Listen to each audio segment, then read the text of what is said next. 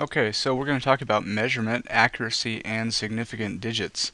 Uh, First of all, unless we're counting literally the number of objects, like you may have 5 apples, uh, that's an exact number. You know exactly how many apples you have. But uh, we're going to talk about a different type of measurement, not counting. The problem is if you use a tool to measure, such as a tape measure, you will not get an exact measurement, right? Because the tape measure may only go down to the nearest 16th of an inch or something. Your speedometer in your car may only show you the nearest mile per hour. Not You won't know if you're going 61.2 miles per hour or 61.275 miles per hour. So the point is that tools give approximate measurements, and so we're going to use something called significant digits to know how accurate our measurements are. Okay, so basically, the more significant digits you have, the higher your accuracy is going to be for your measurement. The more accurate your measurement is. So let's start to get a feel for what significant digits are.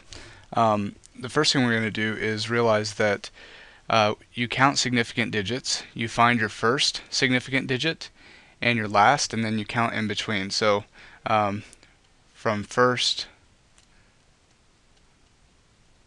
to last significant digit, and I'm going to abbreviate this as sig.dig. Okay? Now a couple things. Your first significant digit cannot be 0, cannot equal 0. Your last significant digit can be a 0. So there's two ways it could be 0.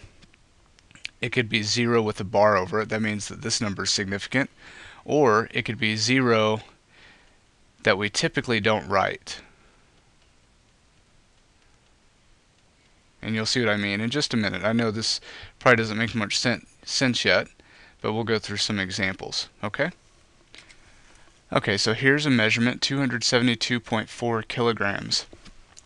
Any number that's not 0 is significant. So the first significant digit is the 2, and the last significant digit is the 4.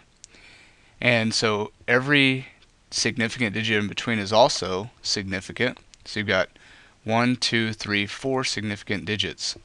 So we've got an accuracy of 4 units, or 4 digits, I'm sorry, or the number of significant digits is 4. So 4 significant digits, that means the accuracy is 4 digits. That's an easy one because there are no zeros. Let's look at another one. 270.4. Well, once again, the first and last are the same. So this 0 here is significant because it's in between all of these. So this still has 4 significant digits and an accuracy of 4 digits. Okay, now let's move that 0 to a different spot. 274.0 kilograms. Now in this case, the first significant digit is obviously the 2. And now the question is the 4 the last significant digit or the 0? You always have to question zeros. Well, now you have to ask yourself, would we typically write this 0, right? Because 274.0 is the same thing as 274. So we typically would not write it. Why else would we write it if we didn't need to? So what we're doing by writing this 0 is showing that this 0 is actually measured with some instrument, some tool.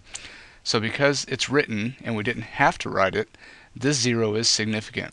So once again, we have 4 significant digits. Okay, let's look at another one here.